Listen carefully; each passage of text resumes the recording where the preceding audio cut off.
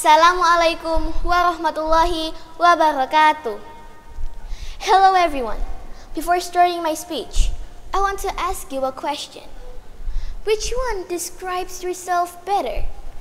When you're having a problem, you are always discouraged and think that life is unfair. Or you are the one who can handle all the obstacles well.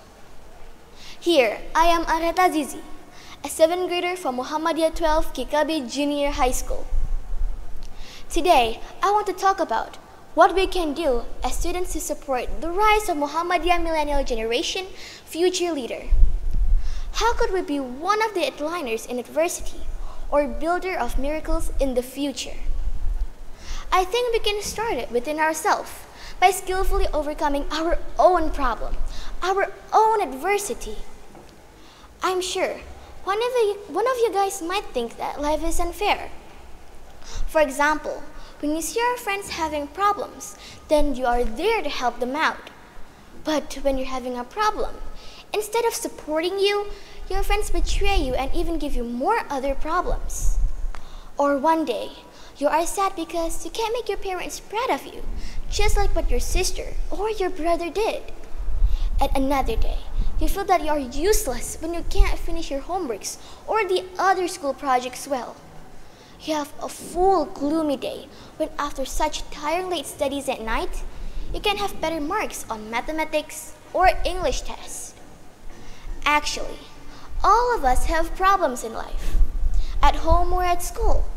But the thing is that we have to stop thinking that life is unfair, because Allah Subhanahu wa Ta'ala will always give the best for us. There are always solutions in every problem, even though the solution is not like what we expect it to be. Again, in every problem there's always a solution, just like seeing a rainbow after the rain. The meaning of the word is that after there's sadness, there's always happiness.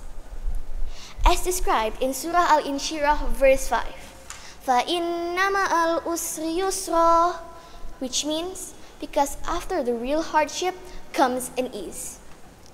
As Muhammadiyah young generation, we must believe what Quran as our guideline tells us. It is our faith that will align us better. Sharing to others who you can trust is another way to solve problems. Who can you talk to? If you have a problem, you could tell to your family or friends. But in my opinion, you should tell Allah first, because Allah will always listen to us, anywhere and anytime. And also, we have to be grateful, because Allah tests us easily.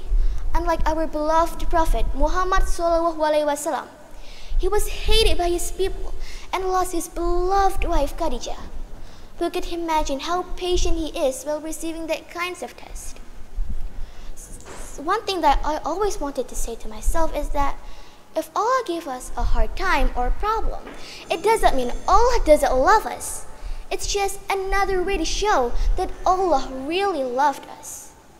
The problems that we received, Allah will give us happiness and a big reward. Then, what else can we do? I suggest you to read more. Readings will help you get more knowledge and insight. Good reading will enrich your mind, so you can have different way to see and treat your problems. You can read storybooks, popular articles, or other things to make you happy. And finally, you can write to express your feelings and release your burdens in life.